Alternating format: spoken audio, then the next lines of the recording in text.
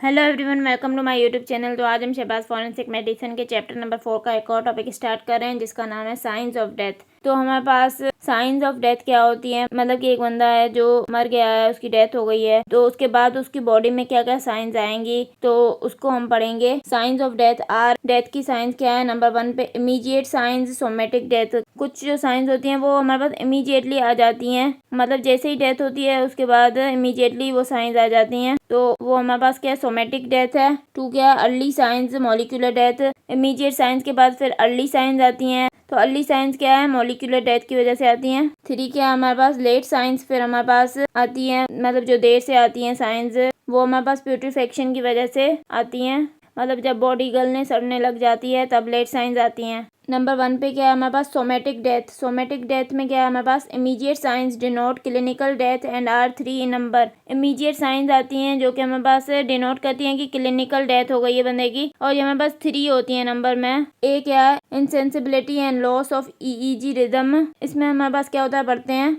It means loss of sensations with touch, pain, temperature and loss of voluntary movements. इसमें क्या होता है कि जो सेंसेशंस होती हैं ना वो खत्म हो जाती हैं, जैसे टच की सेंसेशन, पेन, टेम्परेचर की सेंसेशन, ये खत्म हो जाती हैं, और वॉलंटरी मूवमेंट्स भी खत्म हो जाती हैं।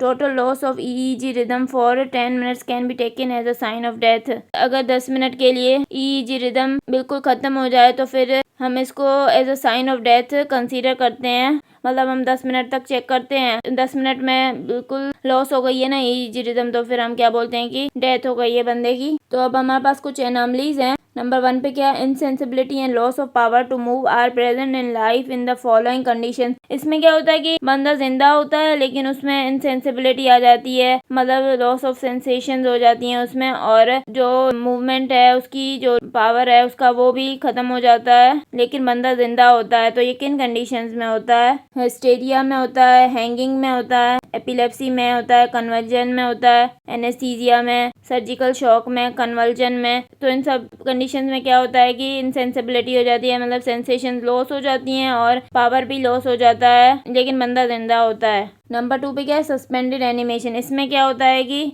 इसमें भी बंदा जिंदा होता है, in which vital functions of the body are reduced to such a low level pitch that they cannot be detected by routine methods. It remains from few seconds to few minutes.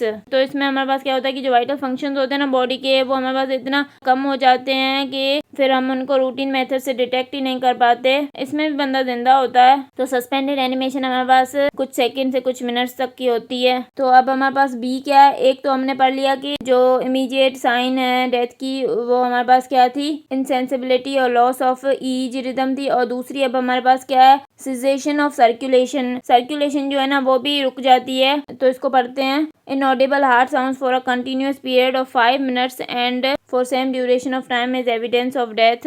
इसमें क्या करते हैं कि हम heart sounds को सुनते हैं stethoscope से, वो हमें कंटिन्यूअस 5 मिनट्स के लिए इनऑडिबल अगर मिलते हैं ना, तो फिर हम कंसीडर करते हैं कि जो बंदा है उसकी डेथ हो गई है। सी क्या है हमारे पास, तीसरी इमीडिएट साइन क्या है हमारे पास, सिजेशन ऑफ रेस्पिरेशन। रेस्पिरेशन भी रुक जाती है।